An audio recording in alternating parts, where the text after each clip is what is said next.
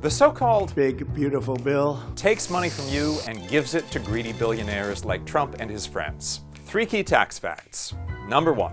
Unless you're super rich, this is a big, ugly bill. The richest 0.1% of Americans would each get a tax break of more than $389,000, while Americans making less than $60,000 would lose money. Just think how long it would take you to save $389,000. Now, Trump and Republicans are tossing in some crumbs for the rest of us, like no tax on tips. What they're trying to do is distract us from how this bill would strip medical coverage from more than 10 million Americans, kick 4 million Americans off food stamps, reduce college student aid, and drive up our energy bills. Now get this. Elon Musk is campaigning against the bill, not because he doesn't like the tax cuts he'd be getting, but because he doesn't think it cuts the programs for the rest of us enough. And even after those painful cuts, the tax breaks for the rich would still add more than $2 trillion to the deficit over the next decade, according to the nonpartisan Congressional Budget Office. And you can be sure Republicans would then use the higher deficit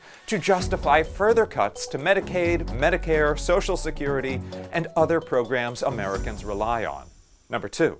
It's hard to fathom just how rich the super rich are. The top 1% of Americans are hoarding 30% of all money in America. But regular millionaires are mere peasants compared to America's 17 super billionaires. That's people hoarding more than $50 billion. Now that might sound like a lot, but the average American working 40 hours a week could earn that much in a little over 1 million years. Just cut back on the lattes and takeout. The world's 5 richest men have doubled their wealth since the pandemic, while 5 billion of the rest of us on Earth have gotten poorer. Anyone who's played Monopoly knows there's a certain point where a player gets so rich that there's no way they can lose, and no one else can win. That's where we are now. Elon Musk has lost $45 billion this year and is still the world's richest man. When someone can lose 34,000 times what an average American makes in their lifetime and not even feel it, none of the normal rules apply to them.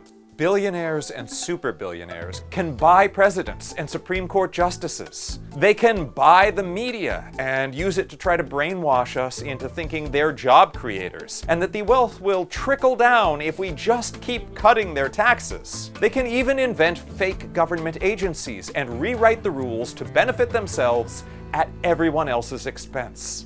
Number 3.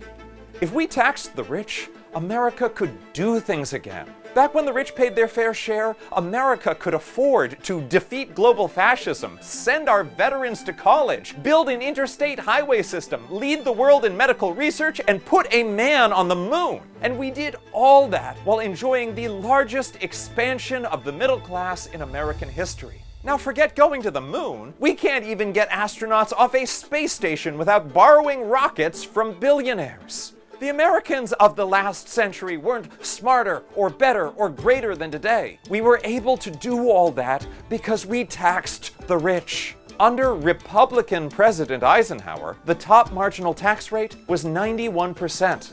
Nobody's proposing anything close to that now. But guess what? Back then, the rich were still rich, and the economy boomed.